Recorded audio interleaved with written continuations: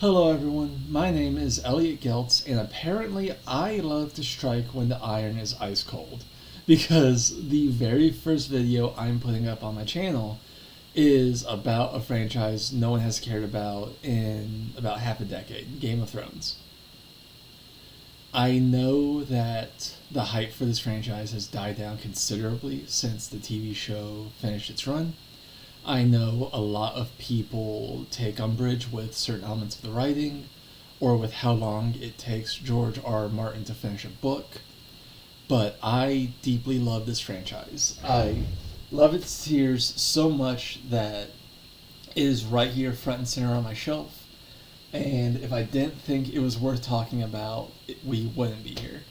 So I'm going to do a brief overview of where the plot is currently in terms of Martin's writing, where the last book has finished off, and then I'm going to talk about some theories I have for where the franchise can go from here.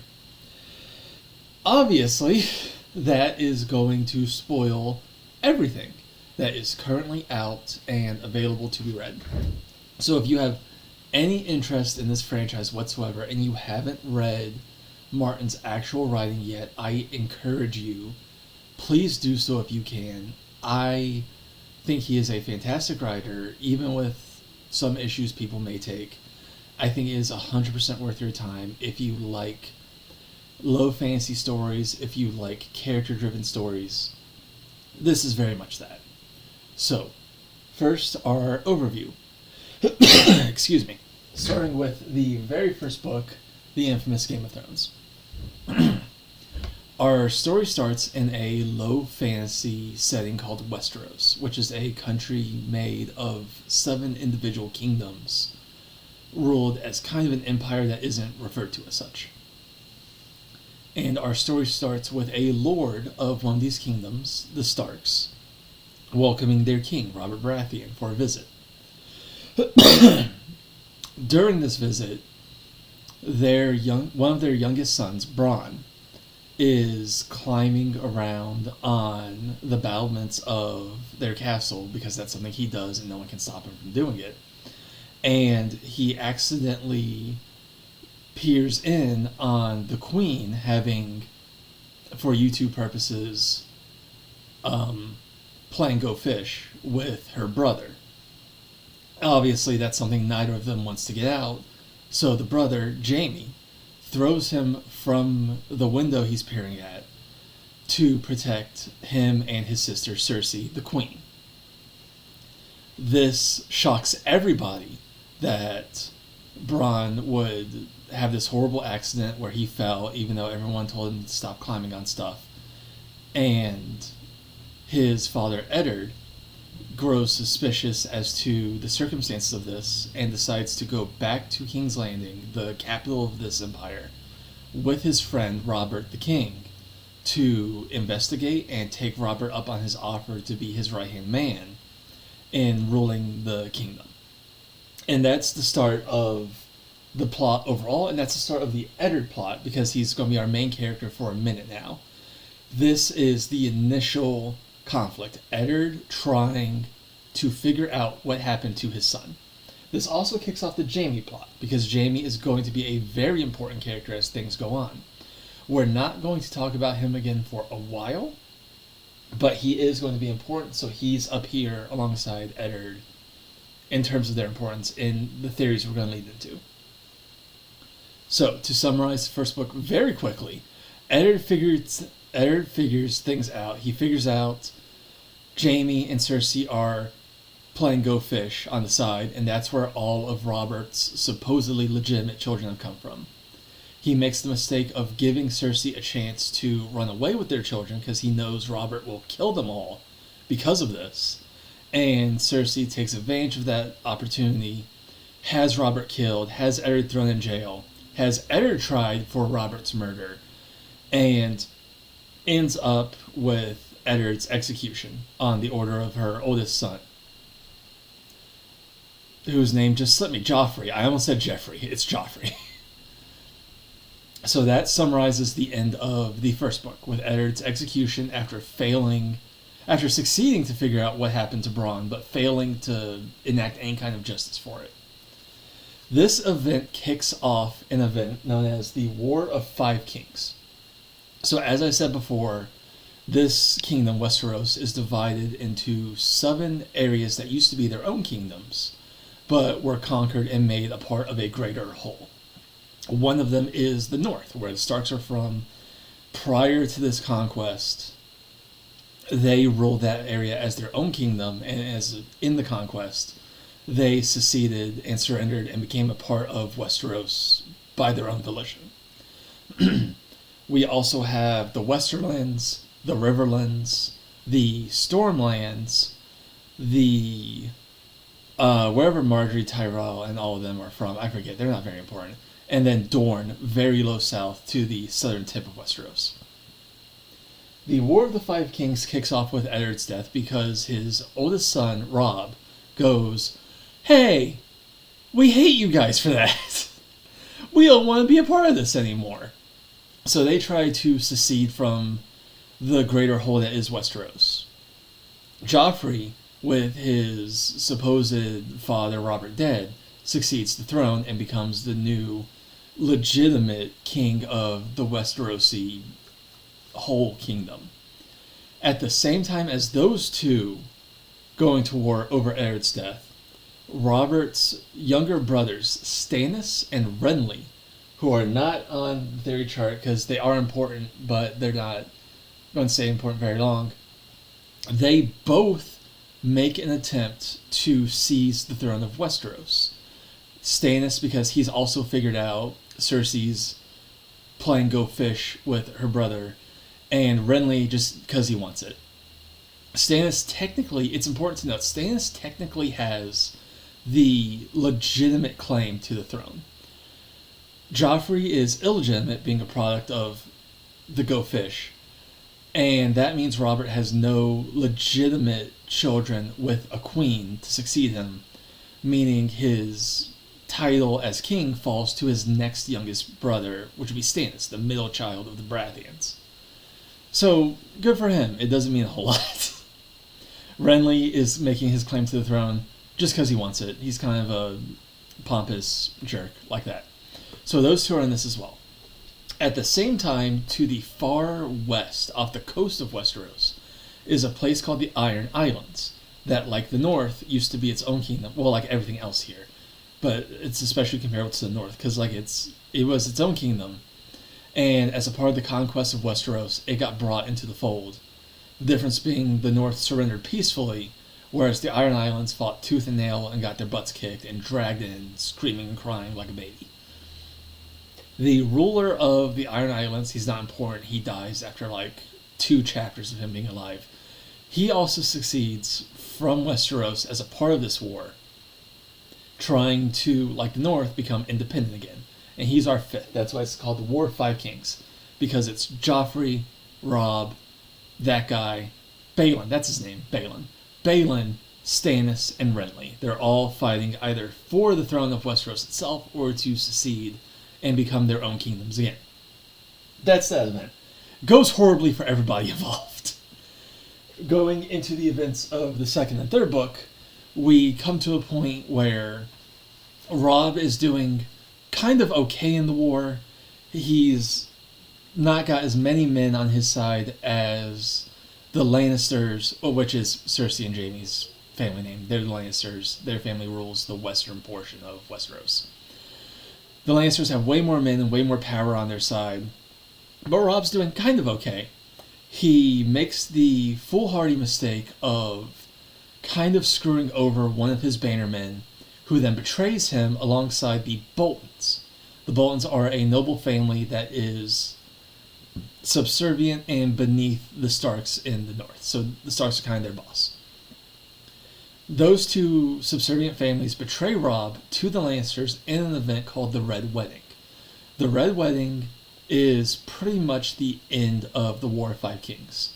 At dinner, at a massive feast held for Robb and his men, the Boltons and I think they're called not the Greyjoys, that's the Iron Island people. Some other losers that aren't. Freys, that's it, the Freys. You can tell I know a lot. I really know what I'm talking about here. The Boltons and the Freys betray Robb at an event called the Red Wedding, where at a feast where it's kind of expected that there's not going to be any violence and everyone hangs up their swords and is calm and relaxed with each other, the Boltons and the Freys whip out their swords and start murdering the hell out of everybody in this massive bloodbath that is seen as one of the most awful things to ever happen in Westeros, because it's kind of not cool to murder your dinner guests. But that functionally ends the War of the Five Kings as far as Robb is concerned, and as far as the majority of the main fighting is concerned. Robb is killed, his mom Catelyn is killed, which we haven't talked about Catelyn a whole lot, she'll be whatever later. Almost all of his lords are killed, almost all of his men are killed. The North is rendered crippled as a result of this event.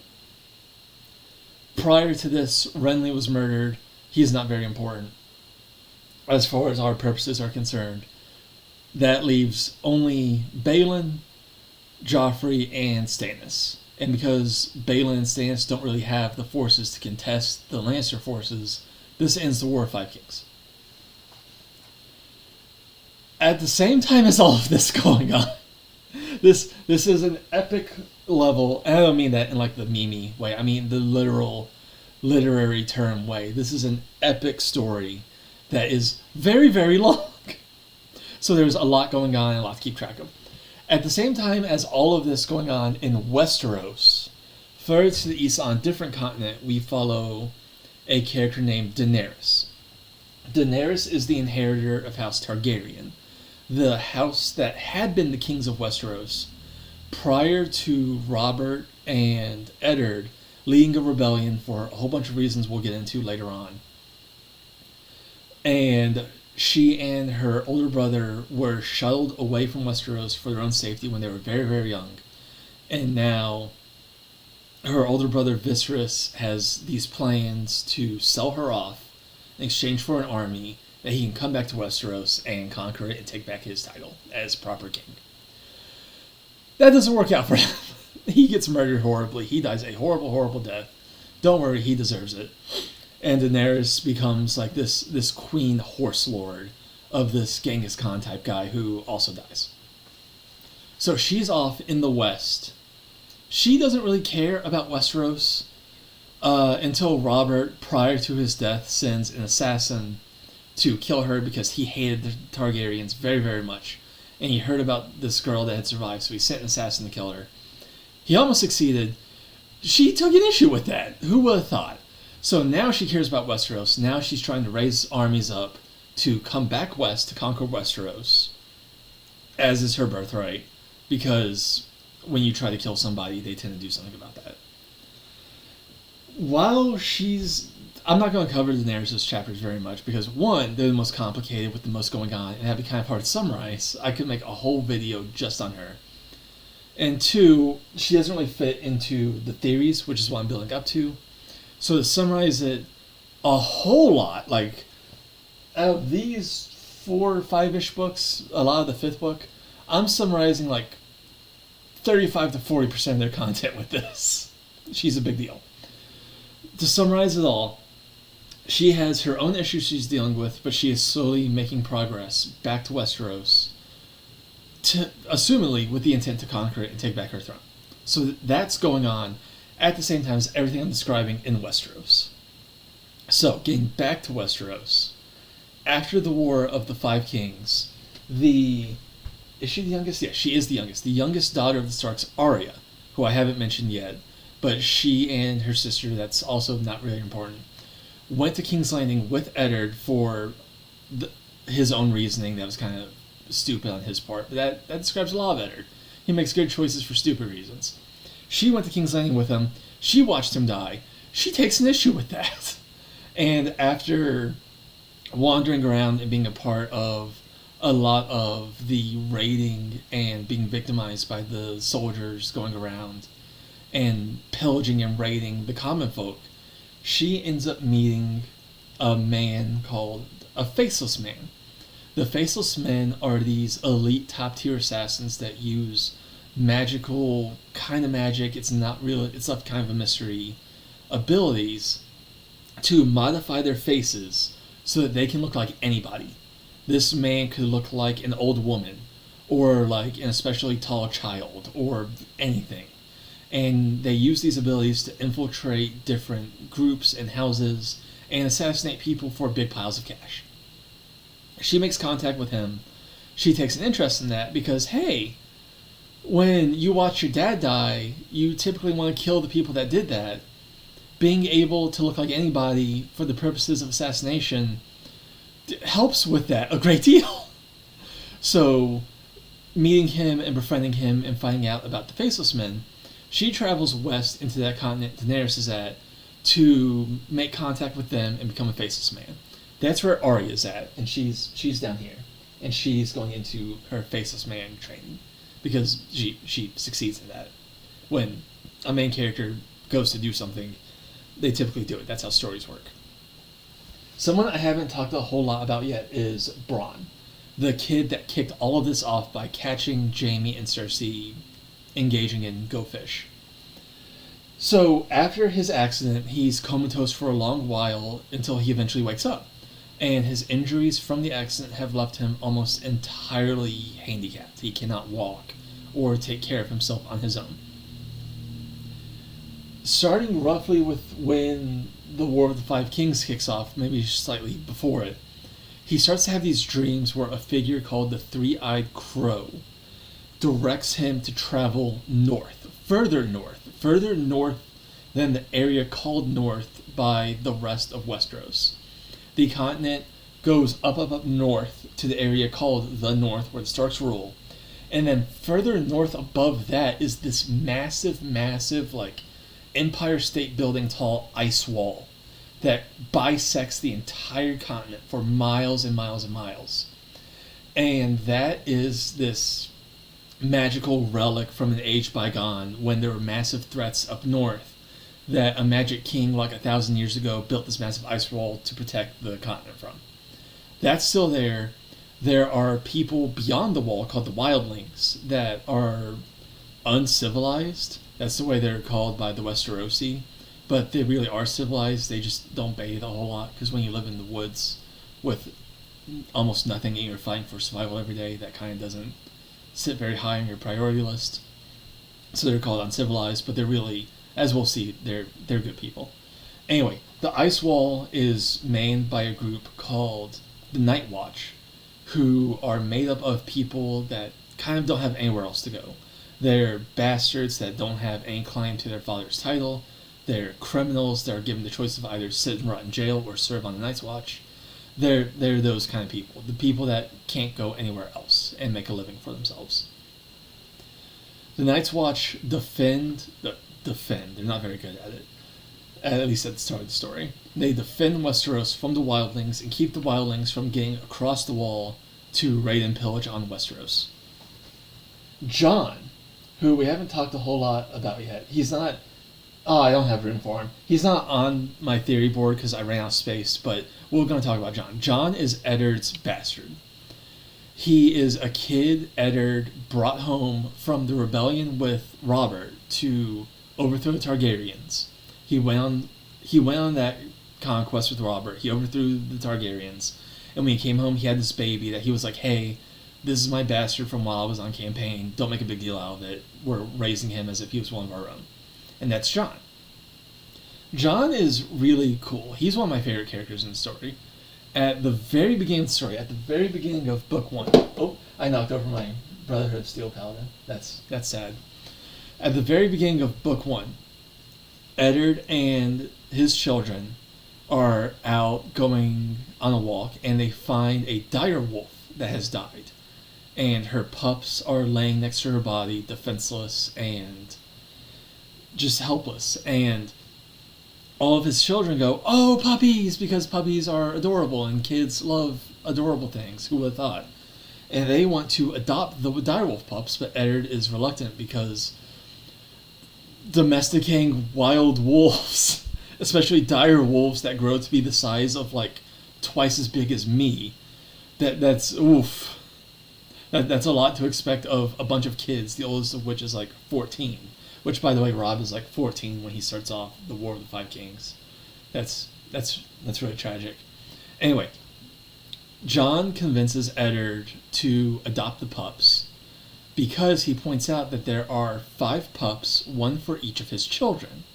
Isn't that rather fitting? This should be an omen that that there's this perfect number for all your kids. And Eddard is so touched that what John is basically saying is he's excluding himself from that list because there's 5. So he's excluding himself from the list of Eddard's kids deliberately to make this point so that his half-siblings can have these puppies that they really want. And Eddard is so touched by that gesture that persuades him to let them have the direwolf pups. It kind of then gets subverted because there was a 6th white albino pup that John adopts named Ghost. Which, if you want to know how that goes, during the Red Wedding, Rob's gets killed alongside him, and Rob's head gets cut off, and his dog's head gets cut off, and the Lancer soldiers take the dog head and sew it onto his body and then parade it around as their trophy. And it's really messed up. This is a really messed up franchise. The other... I don't know what happens to the other pups. They aren't treated as very important. They're treated as important for a single plot point I'll mention later on with Braun, but outside that, they're not really important. The most important is Ghost, John's pup, that accompanies him and is his best friend throughout pretty much everything. So anyway, John and Braun, after the events of Eddard leaving and whatnot, they both head up north for the far north. John going north to join the Night's Watch, and because there's really nowhere else for him to go with Eddard gone, he kind of feels like an outcast in the Stark household because Caitlyn's kind of a bitch to him. But anyway, he goes north to join the Night's Watch. Bronn goes north because he's getting these dreams where this 3-eyed crow is telling him to go north because that's where his destiny lies. And it's very cryptic, and even he doesn't know really what it means. So, when Bronn finally gets to the north, past the wall, past a whole bunch of crap that happens, he finally meets this 3-eyed crow. And it's not a literal crow. That's just how this person was presenting themselves to Bronn in his dreams. It's this man that is tied to the deep nature magic of the North. Prior to the Targaryen conquest, there was this religion of druidism, kind of, like this deep tie to the earth and nature. And it still has power. The Starks have this white tree in their keep that was very important to this religion, these white trees, and they have tended to it and kept it going, despite not really following the religion of their ancestors prior to the Targaryen conquest. And the Starks have experienced mildly supernatural phenomena around this tree, either visions of the future or a certain calmness that comes over them, just minor things that can't be explained otherwise. So this old druidic power that was present in the North prior to the Targaryen conquest, that's what this guy is all about. That's what he's been drawing Bronn to the far north for, to train him in these things. So, we're going to leave off on Bronn for just a second and continue with some other stuff, but I'm going to come back to him because I think he's very important.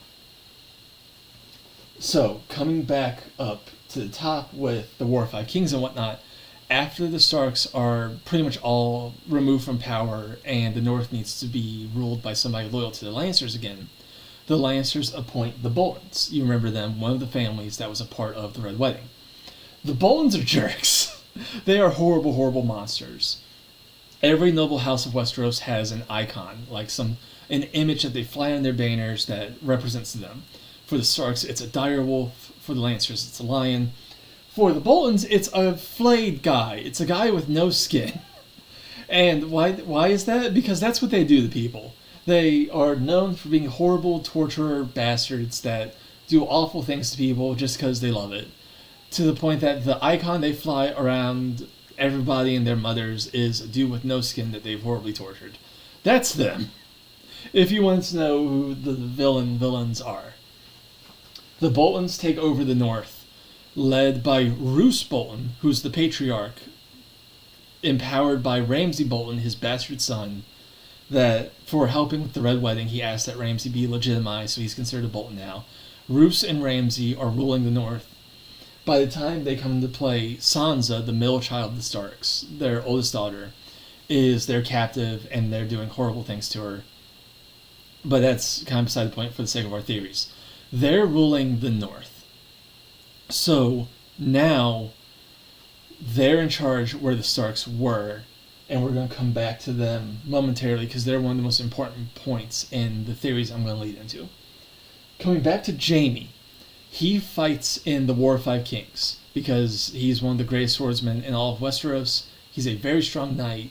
He's one of the best fighters the Lannisters have. Of course, he's going to go out and be on the front lines. He gets captured by Robb and his men. And they take him captive, and they make a deal with the Lannisters, who currently, at that time, have Sansa in their captivity and claim they have Arya in their captivity, even though they really don't. They make a bargain to trade Jaime for the two Stark daughters. And in the process of sending Jaime to this trade, he gets captured by bandits and he gets his sword hand cut off. This is a big moment in regards to Jaime's character arc, because prior to this point, he threw a child from a window to cover his incestuous relationship with his sister. That screams horrible, horrible villain right out the gate, and he is. That's an awful thing to do, and he is a bad, bad man. However, this moment where he loses his hand is very important to his character, because his swordsmanship was his rock. It was everything he was. It was all of his validity. It was everything he thought he meant to the world, was being this great, powerful, skilled knight. And in losing his sword hand, he loses that entirely and has to go on this personal quest where he reevaluates what he means to the world and the people around him and what they mean to him. And over the course of the books, it is made pretty clear that his relationship with Cersei is kind of abusive, that she's manipulating him and taking advantage of him and just using him for her own ends. Whereas he is this kind of puppy dog guy who doesn't think very deeply about manipulations or the politics of Westeros. He's just trying to do the best he can for his family and the people around him that he cares about. And this event where he loses his hand and he meets Brienne, who's a night lady that's very honorable and noble and all that goody two-shoes stuff. These two events start to course correct him into something else, which I'm going to get into. You can probably read it through the haze of my terrible webcam, but we're going to get into that. That's where Jaime's at near the end of the books. He's lost his hand, he's reevaluating everything about his life. So as far as the overarching plot of the books go, that's roughly, leaving out some major events that aren't relevant to the theories I've got going on that I'll get into as they become relevant there. That's roughly where we're at. The War of the Five Kings has long ended. The Lannisters are still wrangling to get power back over Westeros. Our characters are in the places I've listed them throughout this whole almost half an hour of rambling. And that's where we're at. So, where are we going to go from here? Martin, at the time of this recording, still hasn't released The Winds of Winter, the 6th book in the franchise. A lot of people think he never will. A lot of people think he's going to go the rest of his natural life not having released it, and we're going to Wheels of Time this shit, and somebody else is going to step in and finish the work. So, I don't think so. I have faith Martin can at least finish Winds of Winter, if not finish the whole series. And this is where I think all of these disparate plot threads are going, starting from top to bottom. So the Boltons, we're going to start with them. The Boltons, at the end of the franchise, are in charge of the North.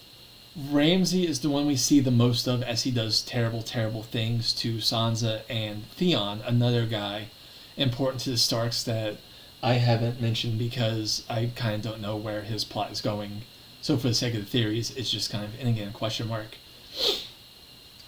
Ramsay's the one we focus on, but I think Roose is the important one. Because the Red Wedding was orchestrated by the Boltons and the Freys. The Freys had a reason to betray the Starks, because Robb had screwed them over. The Boltons didn't. The Boltons really didn't, other than not really seeming to have faith Robb could finish the war and successfully break the North away from Lannister rule. But that's a lot. Like, that's what they do to the Starks, betraying them at a feast, breaking the rules of hospitality, damning themselves in the eyes of Westeros and everyone for betraying, like, the one universal rule that everyone is expected to follow if you're a decent, civilized person, which is don't murder your dinner guests.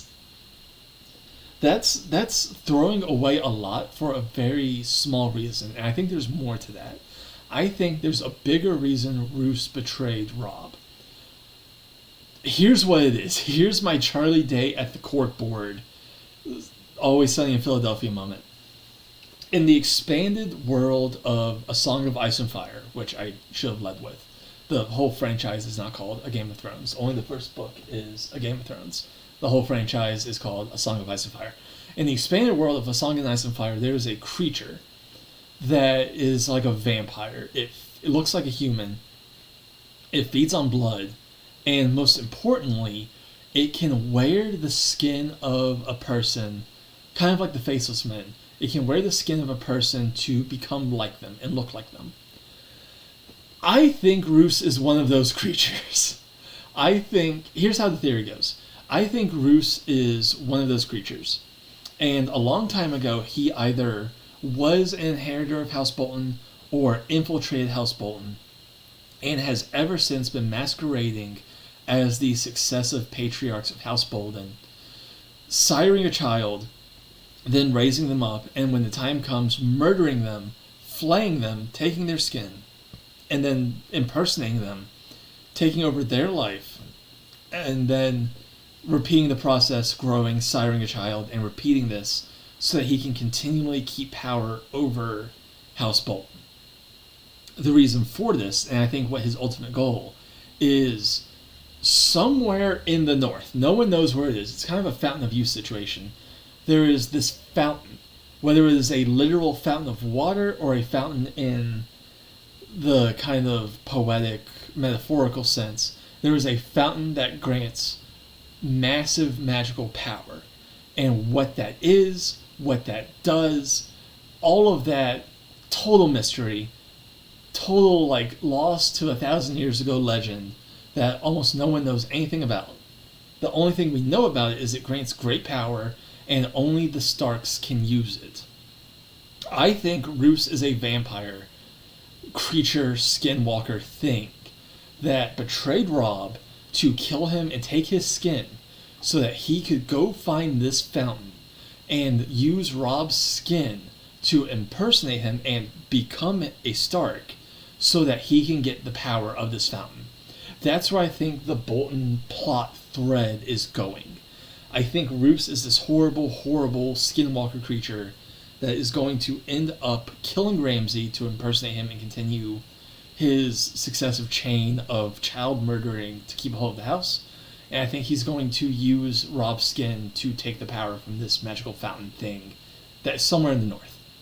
That's where I think the Bolton plotline is going. There are some holes in that. I'm not going to address them because I think I'm right. Moving on to the Jaime plot. Jaime is... So reeling it back, there are a whole bunch of different religions in Westeros. There's the dominant religion of the Seven, which is this seven-faced figure that almost all Westerosi worship, with each face representing a different facet of life. There is the old Druidic religion that existed prior to the Targaryen conquest. There's also the religion of the Lord of Light, which is a religion from that continent to the east that I talked about. It worships this singular figure called the Lord of Light, and its main tenets are 1, fire. They love fire. They love it so much. And 2, this prophecy that at a certain point, Azor Ahai, this great hero from ages bygone, is going to be reincarnated in the modern day into the super cool guy that's going to kick the crap out of everything that's evil, and everything's going to be super hunky-dory because this guy is going to kill all the evil stuff. I think Jamie is Azor Ahai's reincarnation. And that's, oh boy, is that a contestable point, because there's multiple figures that kind of fit with the prophecy of Azor Ahai. But I think it's Jamie for multiple reasons. So the prophecy of Azor Ahai goes like this. Azor Ahai was a super cool guy in ages gone by that killed an evil thing with a magic sword. And he made this magic sword by sacrificing someone he dearly loved, his wife, the thing he loved most in this world. He sacrificed on the sword to make it magically powerful enough to kill this great evil. And the prophecy goes that somebody is going to come along and recreate those events and become the new Azor Ahai. Now, Jamie is really acutely set up for this for two reasons. Multiple reasons. One being he's on this parabolic, exponentially becoming more and more of a good person arc. So it kind of fits that he would be the super cool guy hero that everyone's going to love, because at the start of the story, he's this evil bastard that everyone hates. The second reason being, I think Brienne is this red herring, because assuming Jamie is Azor Ahai, it's set up for Brienne to be his sacrifice to make the magic sword that's going to kill great evil. And I think that's a red herring.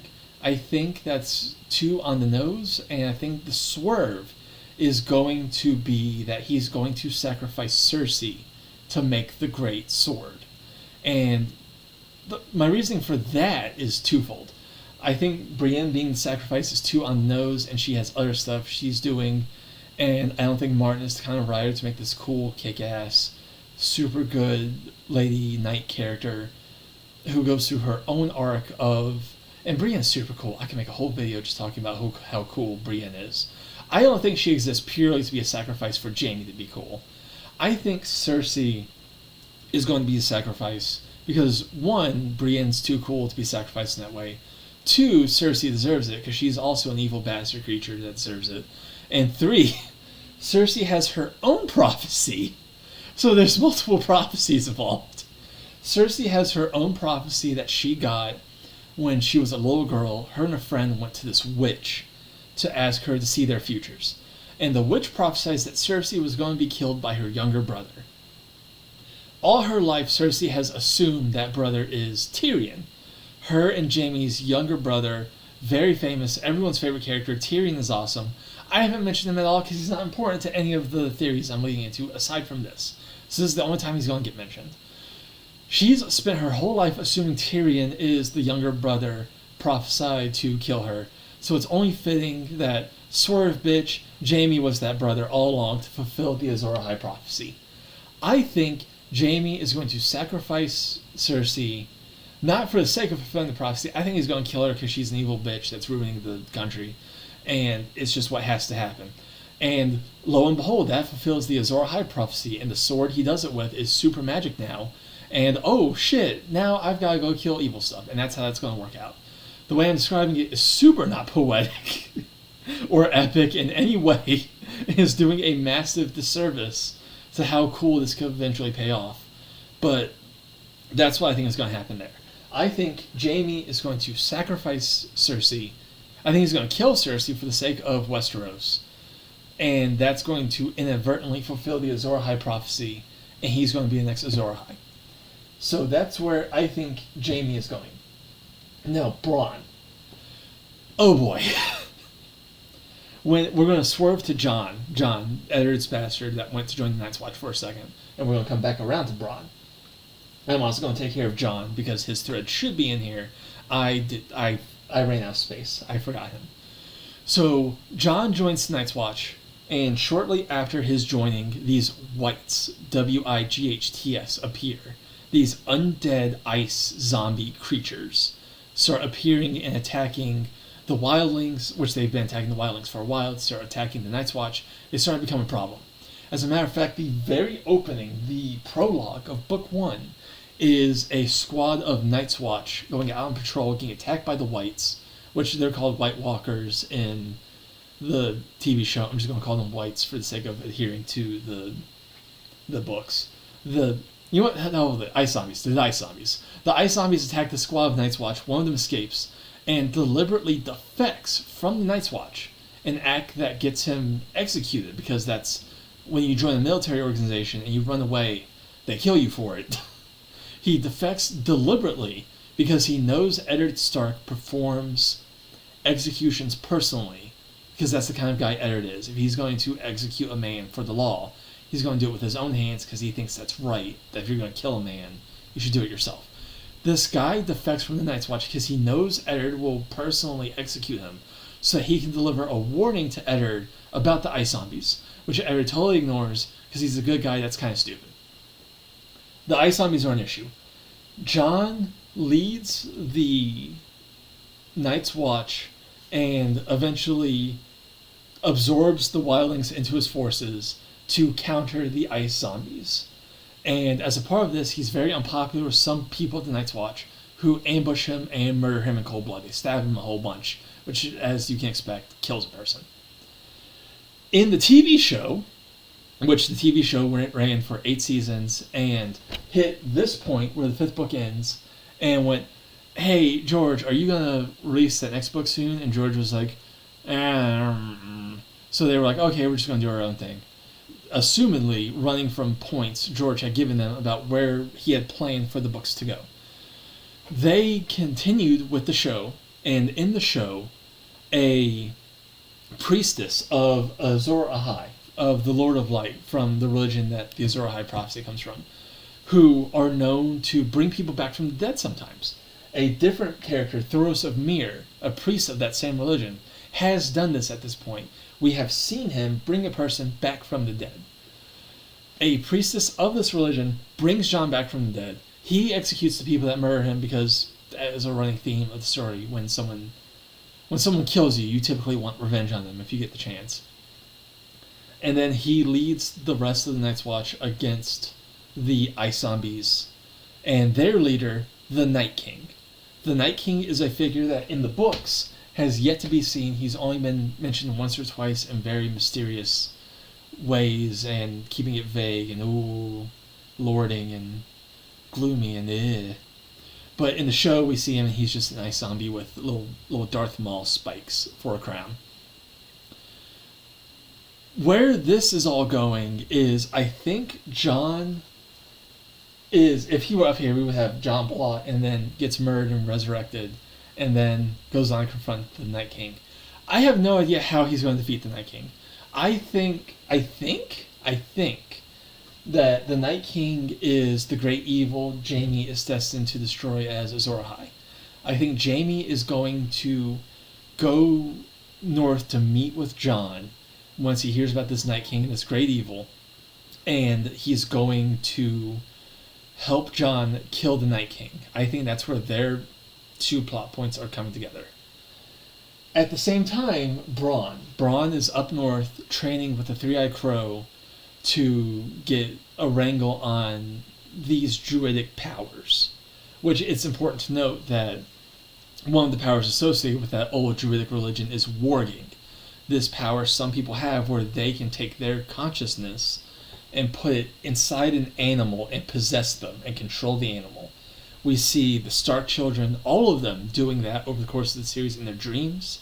They have dreams where they're running through the forest and hunting elk, and that's them actually warged into their dire wolves out hunting in the night. We see multiple characters in the wildlings that can warg. We see Bronn deliberately warging and controlling things consciously in his waking hours.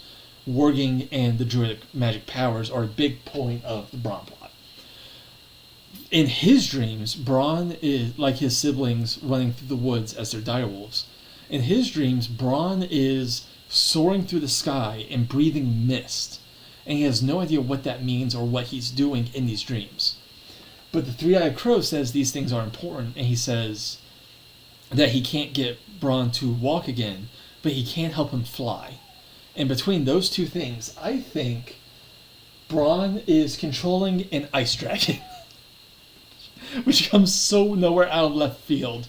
There are dragons in the setting. We see dragons. Daenerys has dragons out west in the western, or east, out east, in the eastern continent. Her whole thing is she has dragons.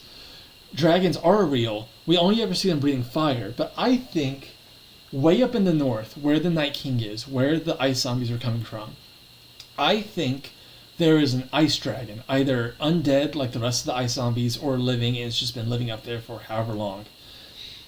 I think there's an ice dragon up there. And I think Bronn is being manipulated by the Three-Eyed Crow to serve the Night King and pilot this ice dragon for the purposes of reinforcing the Night King's forces when they come down south to conquer Westeros. And I think Jon and Jaime as Azor Ahai are going to clash with the Night King and Bronn, who's been duped into serving the Night King. That's where I think their plot lines are coming together and converging. Daenerys. I have no idea where Daenerys is going. I have no idea where she fits into any of this. I have no idea where her plot is going.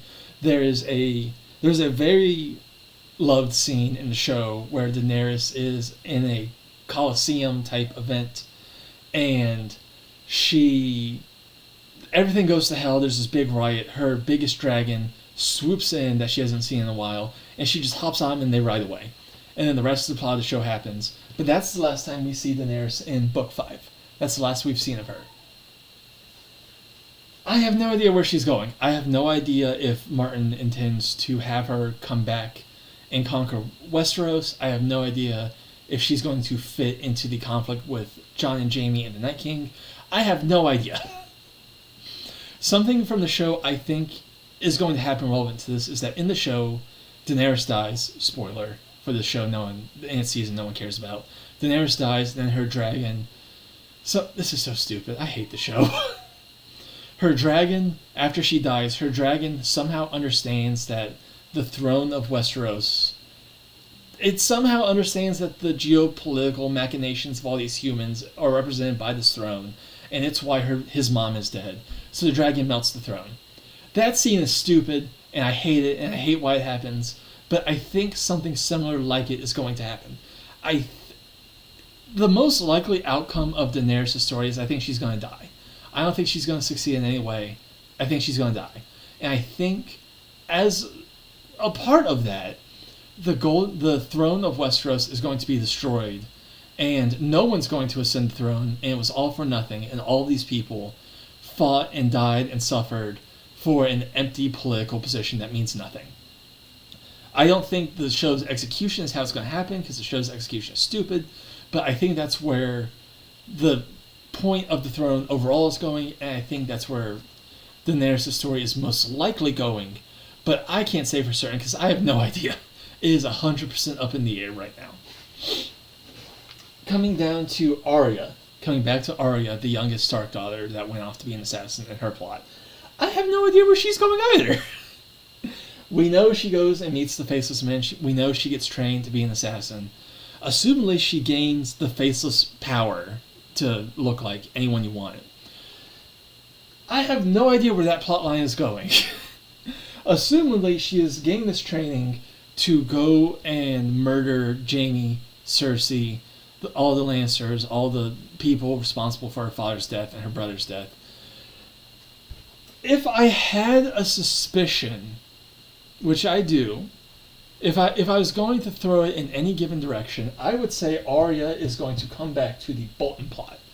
I think she is going to use her assassin training and whatnot to somehow either stop Roose from getting to the fountain or kill him after he's gotten the fountain and has gotten super juiced up and is this big, powerful vampire, skinwalker, murderer, bastard man. I think maybe that's where she's going? That she's going to be the one to take out Roose? But I don't know. I think that's most likely, but there's lots and lots of different ways that can go. So to cap things off, here's a whole bunch of other stuff that kind of isn't its own big thread, but could still go in a certain way. So starting with Theon. Theon is the oldest and only son of Balon Greyjoy, the ruler of the Iron Islands, the guys out west who I said they weren't really important because they're kind of not, who succeed as a part of the War of the Five Kings.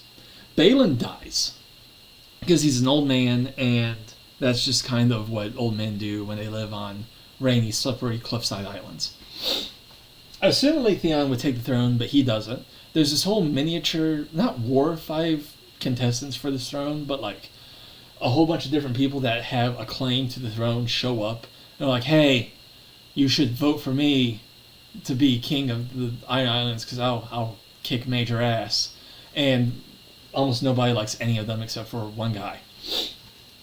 Theon is not even a contestant in this. No one likes him. No one thinks he's particularly strong or important enough to be their next king, despite him having the rightful claim to Balon's throne. Balon's brothers, Euron and Victarion, are of note. Euron shows up to this meeting, this vote to see who's going to succeed Balon. Victarion shows up to this meeting to see who's going to succeed Balon. Everyone expects Victarion to be the shoo-in to win because he's this big, strong Viking guy. He's been out raiding and conquesting and fighting, which is what they love and respect. He's very adherent to the religion of the Iron Islands, the worship of the drowned god, which is this deep sea, like Lovecraftian figure that might have some real power in Westeros, because there's other figures that would suggest this drowned god is real and doing actual things under the sea, which is terrifying. But yeah, Victarion's like everything they respect and admire, so they expect him to be the shoo-in. But then Euron shows up, and he has lots of gold. He's been out trading and engaging in mercantile ventures, which they don't respect a whole lot, but hey, he has lots of gold and he's wealthy, so that's something to speak of. And he also has this horn. He has this massive horn, like a horn you blow into to make murr noise, engraved with what seem to be magic runes. And he shows up with this story about this girl out east that has dragons. And he says this horn is magic and can control dragons. And I'm not just going to take over my brother's throne. I'm going to go out east, and I'm going to meet this girl, and I'm going to make her my wife, and I'm going to tame her dragons with this magic horn, and everything's going to be rad, and it's going to be great for all of us. And everyone's like, yeah, sure, whatever. And Euron dares one guy, if you don't believe me, blow the horn. And this one guy goes, okay, sure. And he goes up and he blows the horn, and he starts screaming in horrible, horrible agony and drops dead. And they look at him, and all inside his mouth and down to his lungs is just scorched, as if fire had blown into his airway and just scorched all of his insides, just from blowing the horn. So, it is magic. Whether or not it does what Euron claims and will tame the dragons in the event of someone worthy, I guess, blowing it to tame the dragons, no one knows. All we know is it is magic and it killed this guy. So Euron sends Victarion to go find Daenerys, go take her captive, use the horn to tame her dragons, bring them back. We're going to raise up an army, and with these dragons, we're going to kick the crap out of Westeros and take our rightful place as the Viking overlords of everything. It's going to be sweet. No idea where this plot thread is going. I very strongly doubt it's going to go the way Euron and Victarion plan, where they force Daenerys to be one of them's wife. Euron wants her to be his wife, and sends Victarion to get her. But on the way, Victarion's like, screw my brother, I'm going to take her for my wife and take her dragons and screw him. I don't think either of them are going to get her or her dragons. I think they will be relevant to Daenerys' story, but I think they're going to be a bump in the road that she overcomes to wherever she actually ends up going. I think either she's going to defeat them or they're going to be defeated and she's not going to have to worry about them. So that's where that plot thread is going, with the Greyjoys and Theon leading into Euron and Victarion. Young Griff is this wild card. I think he has one chapter. I think he has one chapter in like the 5th book as like the epilogue or something. There's this kid named Young Griff. He's a mercenary. he has this father figure that's an old knight of Westeros, and he's been told his whole life that when Eddard and Robert sacked the capital of Westeros as the final conquest of their rebellion against the Targaryens, one of the Lannisters' men, Gregor Clegane, who I haven't mentioned yet because, again, this is a whole lot. I'm already almost on an hour. Gregor Clegane killed the baby heirs to the throne of the oldest Targaryen son. He murdered them in cold blood. Young Griff is a mercenary that has been raised his whole life being told that, no, actually, those babies were the babies of a servant that were sacrificed so that he could get away, and he is the grown son of the Targaryens, and he actually has a rightful claim to the throne, and he should take up arms and raise an army, and that he's old enough to be like a proper ruler. He should go and take back his throne. It is a single, whether or not that's true, whether or not that's even possible, because he is one dude with like a band of mercenaries against all this, against all of the Lannisters and Daenerys and her dragons and all the other stuff going on. This one dude with like 100 guys just rolls up like, hey, I'm king actually. You should give me all of this stuff. So where that could possibly go, whether or not he even is the baby that supposedly escaped the capital of Westeros and grew up, whether any of that is true or going to be played out, I have no idea. But that claim is so bold that it is warranting of being mentioned. So, the Cleganes. The Cleganes, House Clegane is a bannerman of the Lannisters, and they are the big, brute powerhouse of the Lannister forces. Gregor Clegane, their lord, is this massive, like 8-foot tall bodybuilder, super jacked, powerful man that pretty much everyone believes is totally unbeatable in combat. No one can possibly defeat him in a 1v1. The only people that have ever so much as suggested they could are Jaime, who is the most talented swordsman. Gregor just rides on his strength. He isn't actually that talented in the art of swordplay. He just takes a sword and beats you with it until you die, while he is too big and burly and armored for you to do anything about it. Jaime believes he is actually talented enough to defeat Gregor prior to the losing of his hand. And next to him is Bronn, not this Bronn, like a different Bronn. Like, I don't know why these two characters have such similar names. A different Bronn.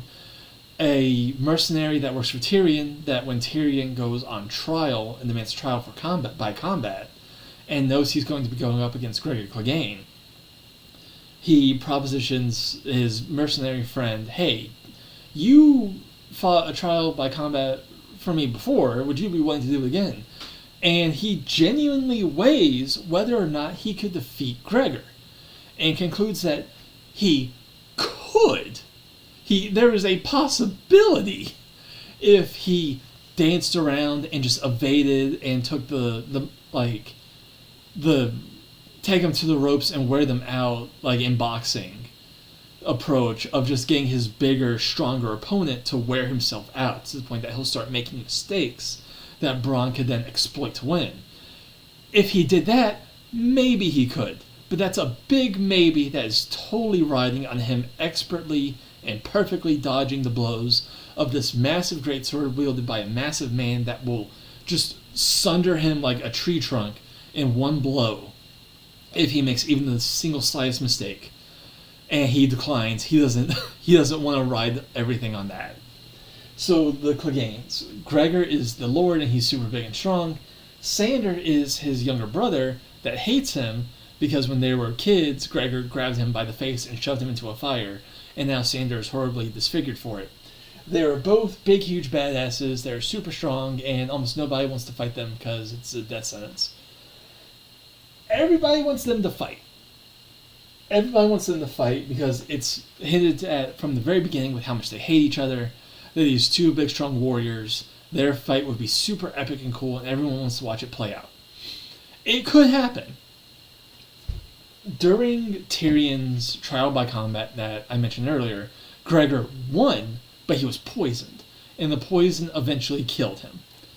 Being the big powerhouse of the Lannisters, that is a huge loss to Cersei and House Lannister.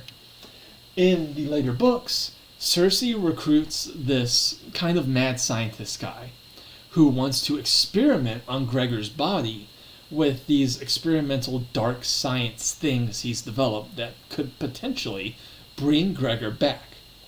And at this point, it's well known that the priests and priestesses of the Lord of Light can do that. Well, not well known as in everyone accepts it, but well known as in everyone has at least heard stories of it happening. So she goes, sure, why not? And the guy succeeds. He succeeds in reanimating Gregor's body. Gregor himself is dead. His personhood, his soul, if you want to call it that, he isn't in there. But his body is up and walking around and obeying commands and seems like this automaton, Frankenstein's monster-esque creation that still serves the Lannisters. Sander is no longer serving the Lannisters. He's off doing his own thing because he hates everybody. Everyone treats him like garbage. And at a certain point, he's just like, you know what? Screw you guys. And he goes off and lives a quiet life. In the show, he comes back from that quiet life and has his big throwdown with Zombie Gregor in the big climax of the last season. And that's not as cool as everyone was expecting it to be, and it was a huge letdown. But the potential for it to be much better and for us to have Clegane Bowl, this big epic showdown between these two powerhouses, that could still potentially happen.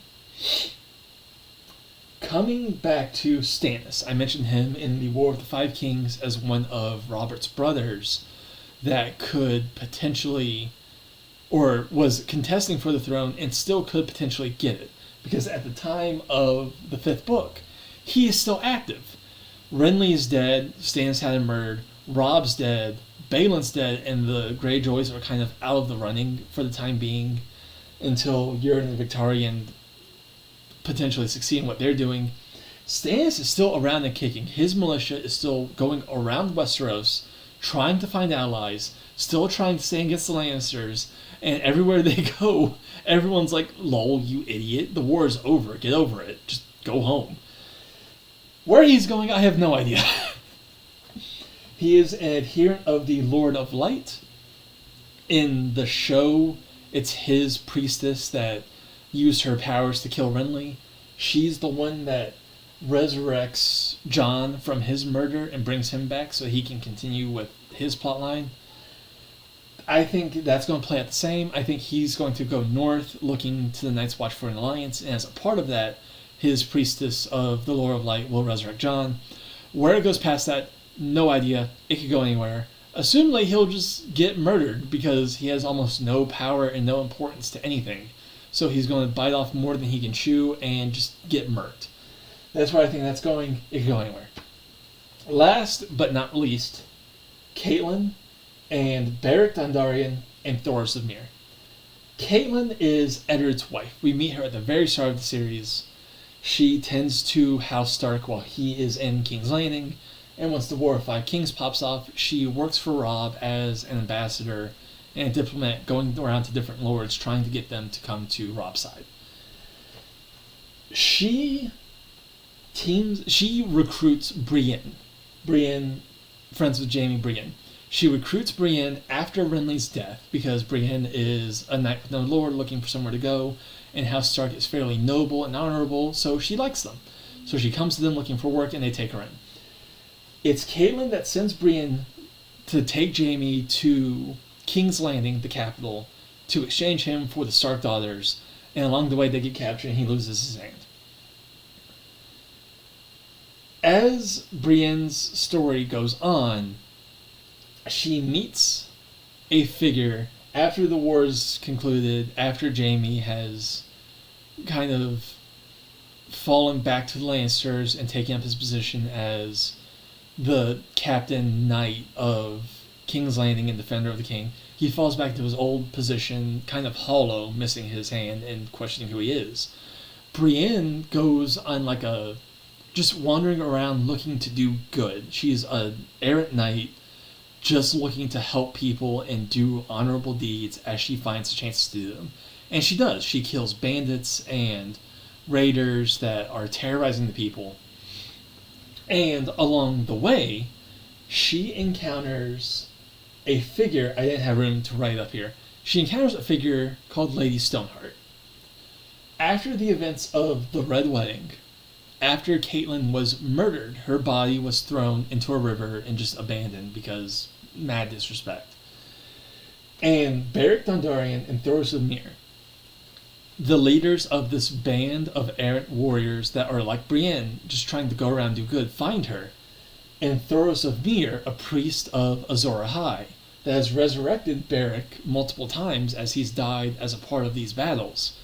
Thoros resurrects Catelyn, and she comes back as Lady Stoneheart. She is called that because she is totally cutthroat and ruthless and bloodthirsty, and wants nothing more than to kill the Boltons and the Freys for betraying her and Robb, and she would burn down the entire world to make it happen, because she thinks all of her kids are dead, she died, everything's gone to hell, she has nothing to live for, she just wants to kill them and then, I don't know, die herself because she's totally lost every reason to live.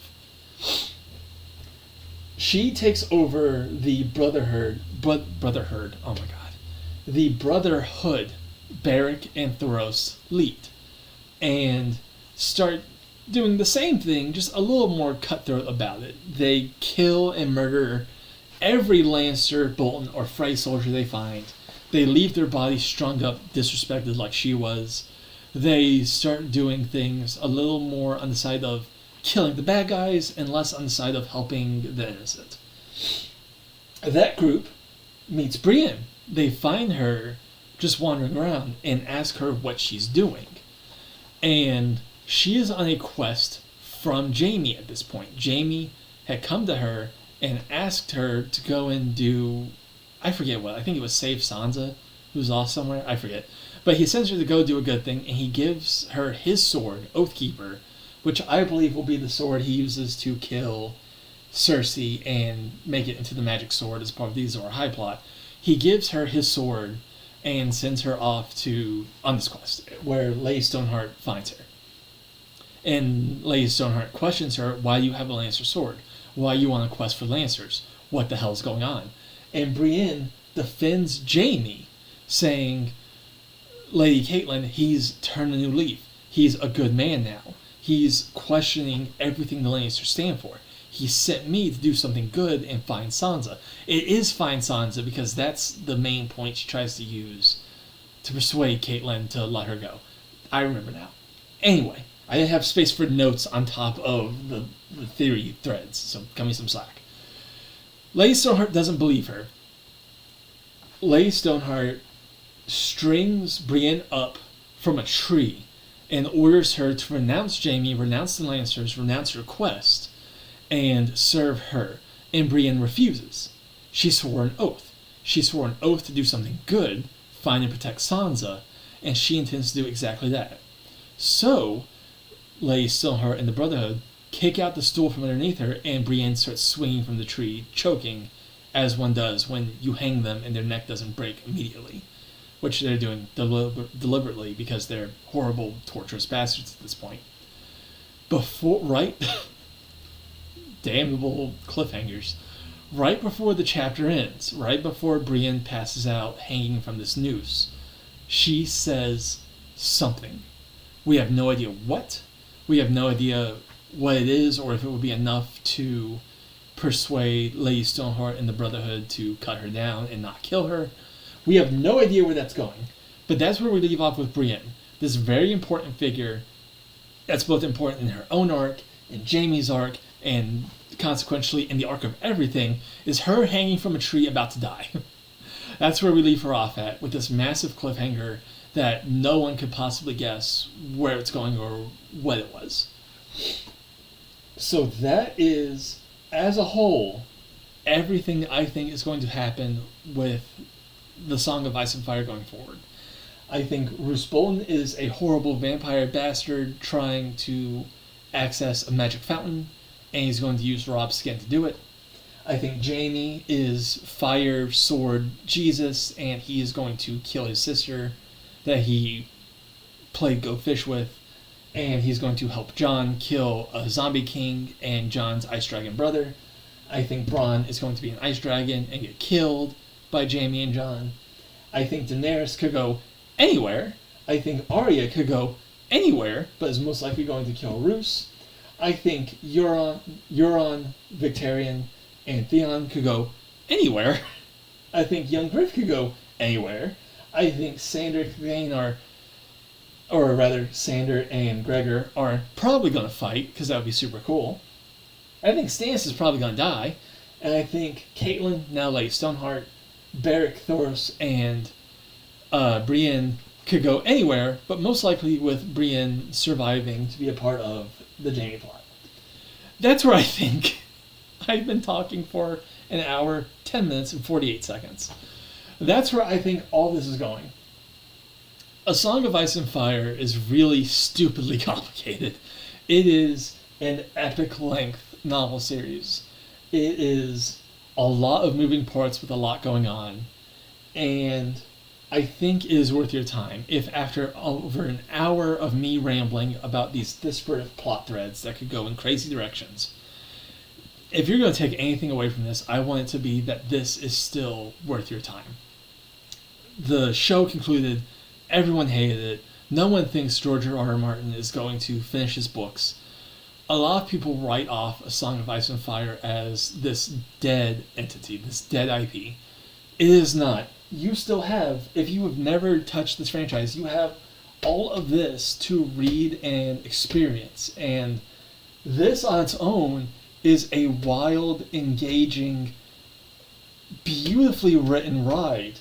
And it has the potential to be anything, whether Martin finishes his books or he fails to do so in his lifetime and we have to Wheel of Time this and someone else comes to finish them.